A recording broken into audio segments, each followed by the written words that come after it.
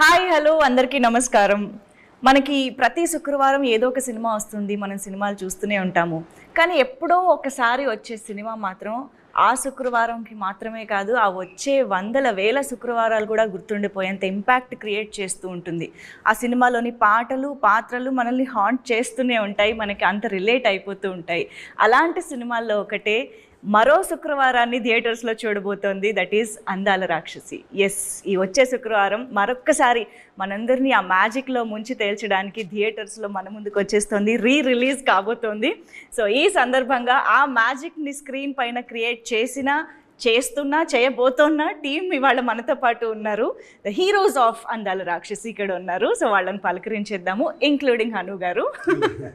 So hi Hanu Raghavapudi గారు, hearty welcome to you. And Naveen Chandra గారు, of course మాకు ఇక్కడ చూస్తూ ఉంటే ఇలాగా యాక్టర్స్ని చూస్తూ ఉన్నాం, కానీ సినిమా అనగానే మాకు గుర్తొచ్చేది మాత్రం పాత్రల పేర్లే. Right? So Surya and Gautham. So ఎప్పటికీ గౌతమ్ అనే పిలుస్తారు. అవునా? ఈయనవేమి చాలా కాలం సూర్య అనే పిలిచారు కదా ఆడియన్స్ అందరూ కూడా. సో అంతగా మాకు ఇంపాక్ట్ క్రియేట్ చేసి గుర్తుండిపోయిన క్యారెక్టర్స్ అవి నిజంగా. అంటే ఆ క్యారెక్టర్స్ ద్వారా మీరు మాకు పరిచయం అయ్యారు కూడా. అంతకుముందు we're not familiar with you కదా, సో అందుకనే మేబీ అది ఇంకొంచెం యాడెడ్ అయ్యిందేమో. సో అక్కడి నుంచే స్టార్ట్ చేద్దాం. దానికంటే ముందు ఇప్పుడు 13th జూన్ 13 years తర్వాత సినిమా రిలీజ్ అవుతుంది అని అనగానే అసలు మీ అందరి రియాక్షన్ ఎలా ఉండింది? ఈరోజు ఇంటర్వ్యూ కూడా అనగానే అసలు ఏంటి మెమరీస్, నాస్టాలజీ అన్నిటికీ వెళ్ళారా? మీ కరెంట్ స్టేటస్ తెలుసుకోవాలని ఉంది నాకు.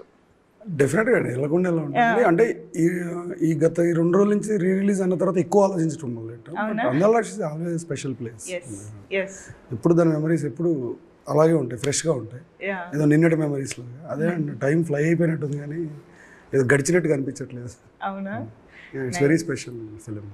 మీకు చాలా ఆల్మోస్ట్ చాలా ఇయర్స్ నుంచి సోషల్ మీడియా ఎప్పుడైతే యాక్టివ్ అయిందో అప్పటి నుంచి చాలామంది రిలీజ్ గురించి అడిగారు. నన్ను చాలామంది అడిగారు రిలీజ్ ఎప్పుడు అని. తెలీదు బాస్, అవుతే బాగుంటుంది, నేనే వచ్చి టికెట్ కొని చూస్తా అని చెప్పి నేను చెప్పాను. బట్ ఈ 2 days నుంచి ఎప్పుడైతే సాయి గారు కాల్ చేశారు, నేను రిలీజ్ చేస్తున్నాను అనగానే తెలీదు, మళ్ళీ ఆ సూర్యకున్న ఎనర్జీ వచ్చేసింది. బికాస్ ఆడియన్స్ అది ఫీల్ అవుతారు. అండ్ ఇది వన్ ఆఫ్ ది బెస్ట్ ఇంకా అంటే ఈ మెమొరీ ఈ జీవితానికి ఇంతే అనే ఫీల్ సినిమా ఇది. అండ్ వెరీ హ్యాపీ ఎందుకంటే మళ్ళీ ఆడియన్స్తో కూర్చొని నా సినిమా నేను చూస్తున్నాను అనేది ఒక ఫీల్. నాకు ఫస్ట్ రిలీఫ్, ఎందుకంటే సోషల్ మీడియాలో అడుగుతూ ఉంటారు, ఊరికే ఓపెన్ చేస్తే అందాల రాక్షసి రిలీజ్ ఎప్పుడు. I think there is one count down going on, 48th day of posting for అందాల రాక్షసి రిలీజ్. ఇట్లా ప్రతి సంవత్సరం ఒకసారి ఒక కౌంట్ డౌన్ లాగా నడుస్తూ ఉంటుంది. ఫైనలీ అబ్బా వీళ్ళందరికీ ఒక జవాబు ఇవ్వచ్చు, ఏం చెప్పాలో తెలియక నాకు తెలియదు కదా, మళ్ళీ క్వశ్చన్ కి ఇప్పుడు అట్లీస్ట్ ఆన్సర్ ఉంది. So I felt really nice that ఎంతో మంది ఉన్నారు వాళ్ళకి ఆ క్యారెక్టర్స్ కానీ సాంగ్స్ కానీ ఓన్ చేసుకున్నారు. They love that and they want to experience it in theatres again.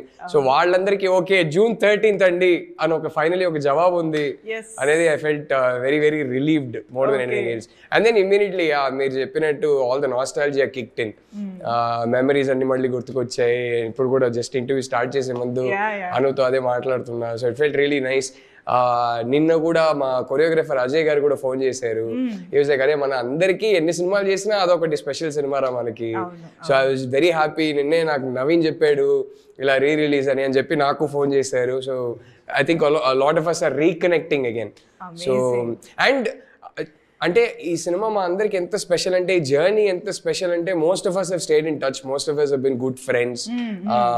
Ram and Mona ఇప్పుడు నేను చేస్తున్న సినిమా వాళ్ళే ప్రొడక్షన్ డిజైనర్స్. సో డైరెక్షన్ చేస్తున్న సినిమా ద గర్ల్ ఫ్రెండ్ అని, దానికి వాళ్ళే production designers. So Hanu and I are working again. So we worked on Sitaramam as well. So we most of us have kept in touch.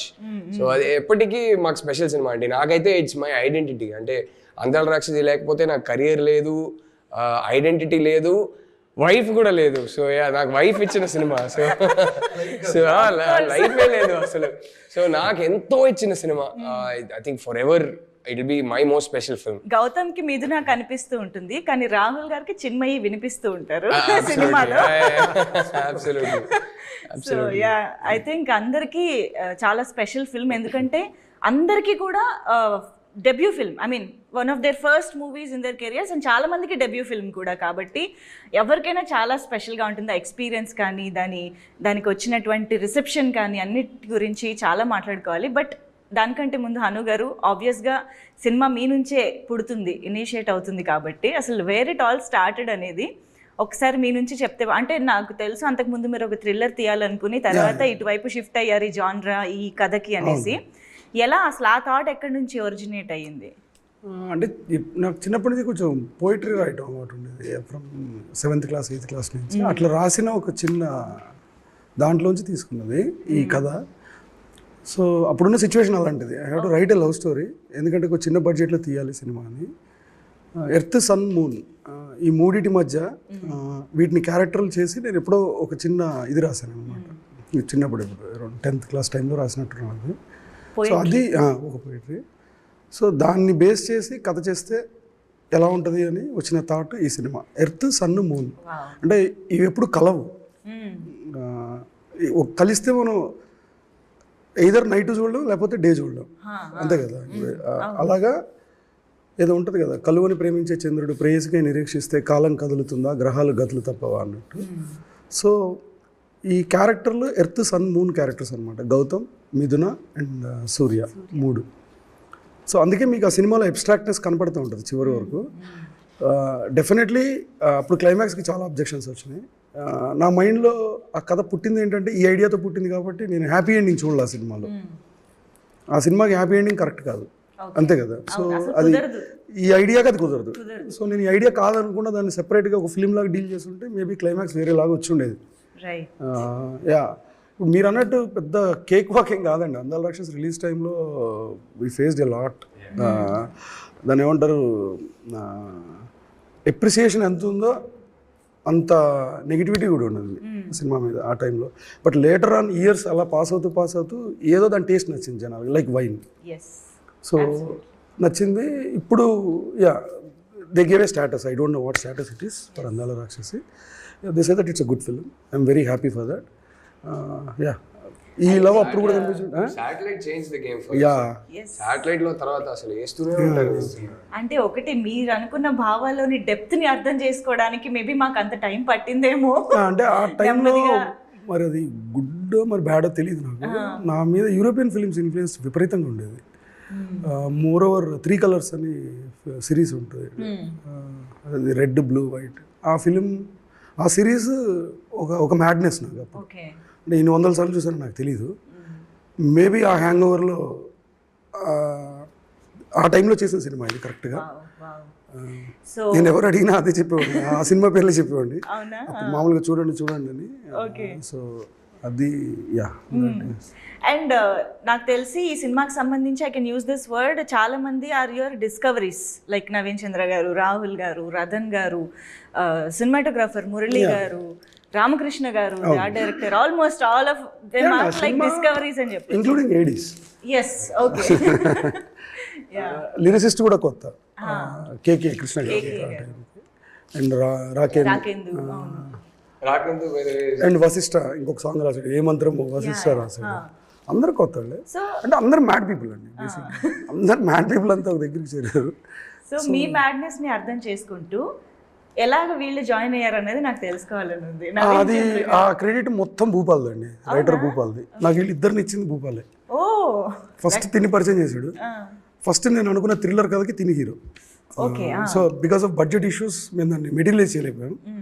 దాని తర్వాత ఈ love story వచ్చింది. అందాల రాక్షసి చేద్దాం అనుకున్నప్పుడు ఓకే తినే సూర్య తను రిటైన్ చేస్తాం దాంట్లో నుంచి. ఇప్పుడు గౌతమ్ కావాలి, గౌతమ్ని కూడా పరిచయం చేసింది తనే, భూపాల్.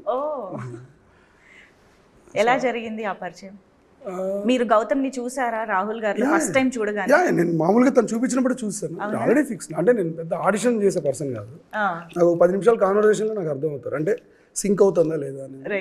సో అలా చేసింది. ఈవెన్ మిథున కూడా ఫస్ట్, తనకు కూడా ఏం ఆడిషన్స్ ఏం చేయలేదు, జస్ట్ చూడడం, మాట్లాడాలి కాసేపు. ఓకే. రాహుల్ గారు ఫస్ట్ టైం తెలుగులో చేసిన సినిమా అందాల రాక్షసి. అసలు తెలుగులో ఏకంగా కవిత్వాలు రాశారు ఆయన డైలాగ్స్లో. అది ఆన్ స్పాట్ చెప్పడమే కాదు, ఆ డబ్బింగ్ అంత స్వచ్ఛమైన తెలుగుని అంత కన్విన్సింగ్గా మా తెలుగు అబ్బాయే అనిపించేలాగా అది ఎలా సాధ్యమైంది, అది తర్వాత తెలుసుకుంటే మాకు చాలా సర్ప్రైజింగ్గా అనిపించింది. అనుకే క్రెడిట్ అండి మొత్తం. ఫస్ట్ అయితే మరి అంటే ఎందుకని చెప్తా, ఊరికే చెప్పట్లేదు. ఒకటి ఫస్ట్ షూట్ స్టార్ట్ అయ్యి అట్లీస్ట్ ఒక 2 months ముందు నాకు బౌండ్ స్క్రిప్ట్ ఇచ్చేసారు, మొత్తం అన్ని డైలాగ్స్ వచ్చేసాయి. సో ఎలా ఉంటుందంటే ఇంగ్లీష్లో డైలాగు, మళ్ళీ దానికి కింద మీనింగ్ మొత్తం పంపించేశారు. సో ఐ వాజ్ లైక్, నేను కానీ నవీన్కి ఆల్రెడీ తెలుగు వచ్చు, నాకు లావణ్య ఇద్దరికి తెలుగు రాదు. మేమైతే ఎగ్జామ్స్ లాగా ప్రిపేర్ అయ్యాం సెట్కి వచ్చే ముందే. That was the first thing. It became easy that they gave me the dialogue so much in advance. రెండోది, నాకు ఎలాగైనా షూటింగ్ స్టార్ట్ అవ్వగానే అరే ఎలాగైనా డబ్బింగ్ చెప్పాలని ఉంటుంది. కానీ డైరెక్టర్ ఒప్పుకుంటారో లేదో తెలియదు. నేను మాట ఎత్తలా, ఇప్పుడే ఎందుకని చెప్పి నేను అప్పుడు మాట ఎత్తలేదు.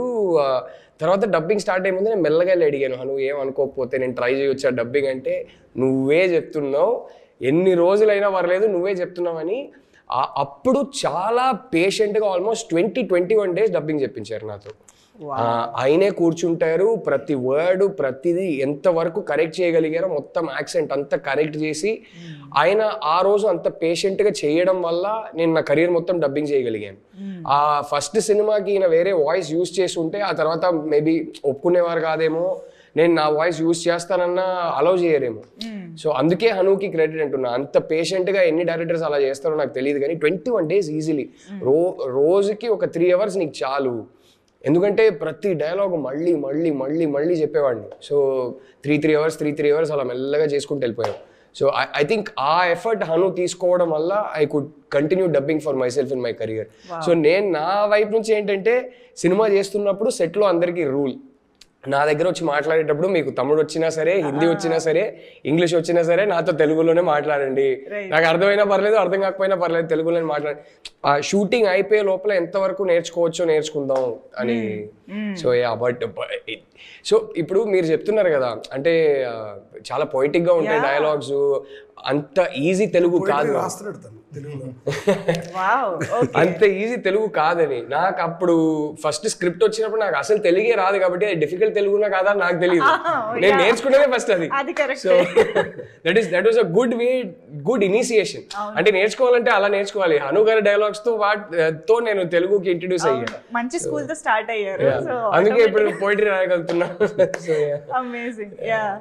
సో సూర్య అయితే ఇంకా అసలు చెప్పక్కర్లేదు, దట్ లైవ్లీ ఉప్పెన లాగా అనిపిస్తారు అలా స్క్రీన్ పైకి రాగానే. That expressive and intense.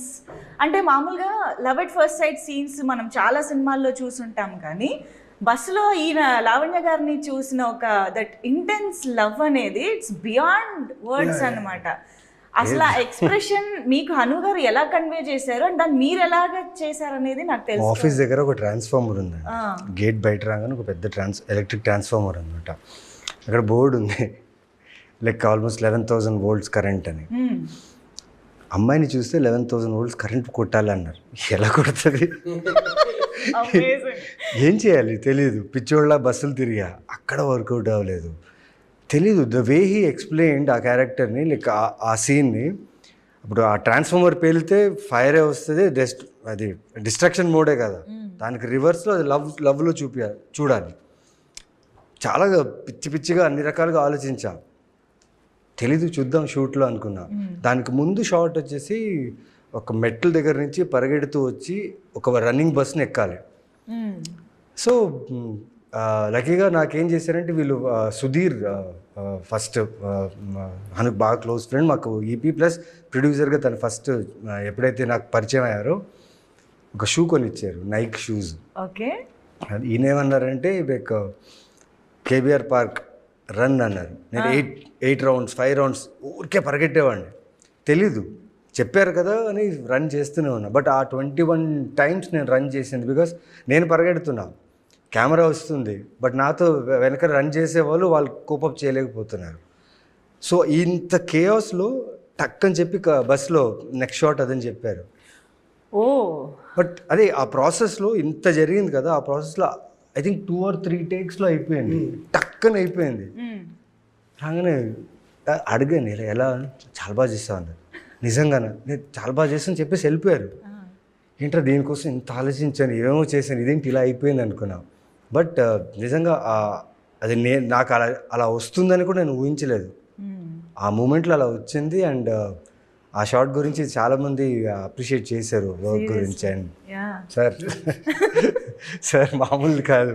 Because ఒక క్యారెక్టర్ని ఒక యాక్టర్కి ఎంత లోతుగా తీసుకెళ్లాలని తన దగ్గర ఇప్పటికీ ఇప్పుడు నేను ఎన్ని సినిమాలు చేసినా నా పర్ఫార్మెన్స్ గురించి, నా యాక్టింగ్ గురించి, క్యారెక్టర్ ఆర్క్ గురించి మాట్లాడుతున్నాను. It's because of him. ఎందుకంటే 1.5 సంవత్సరం నేను ఏదైతే హైదరాబాద్లో ఉన్నారో నాకు ఒక ఫ్లాట్ తీసి, పైగా నా పిచ్చి ఏంటంటే నేను అడిగే ప్రొడక్షన్లో నాకు మిదిన పోస్టర్స్ కావాలి రూమ్ మొత్తం అంటే ఓకే అని వెంటనే నెక్స్ట్ డే. అంటే ఎలా చూసుకున్నారంటే ఇంకా తెలీదు, ఆ సూర్య అనే గ్లో, ఆ ఫేస్లో స్కిన్లో గ్లో ఉండాలి, ఆ బ్లడ్ రష్ ఉండాలి, నేను చూడగానే ఫిదా అయిపోవాలి, ఏదేదో అన్నారు ఆ టైంలో. The way he was explaining the character. నేను చేసిన ఒకటే మంచి పని ఏంటంటే విన్నాను. అని చెప్పింది ప్రతిదీ విన్నాను. నేను వినేసి మనసులో పెట్టుకొని డౌట్లు అడగలేదు. యూజువల్లీ నేను చాలా తక్కువ డౌట్స్ అడుగుతాను, డౌట్లు అడగలేదు. బట్ తను చెప్పిందంతా అబ్జర్వ్ చేసుకొని I think that transformed as a character as Surya అనిపించింది నాకు. ఆయన ఇక్కడి నుంచి వచ్చే మాటలు ఉంటాయి కదా, అది క్లియర్గా వినాలంతే, వింటే చాలు వచ్చేస్తుంది. Communicate so well. Yeah, especially characterisation గురించి కొన్ని అసలు ఎవ్వరు ఊహించరు, అలా ఊహించినా అలా కమ్యూనికేట్ చేయలేరు. అది ఆ డైలాగ్సే కాదు, ఆయన మాతో కమ్యూనికేట్ చేసేది కూడా చాలా పొయిటిక్గా కమ్యూనికేట్ చేస్తారు. ఒక జోన్లోకి తీసుకెళ్తారు, అది ఎక్స్ప్లెయిన్ చేయలేను కానీ అది ఒక జోన్లోకి తీసుకెళ్ళి షార్ట్కి వెళ్తాం. So it's fantastic that way with actors. And dialogues నాకు ముందు ఇచ్చేవాళ్ళు కాదు. అవునా? ఎందుకంటే లైక్ ఈ సూర్య అనే క్యారెక్టర్ ఒకలా బిహేవ్ చేయాలి. సో పక్కన తీసుకెళ్ళి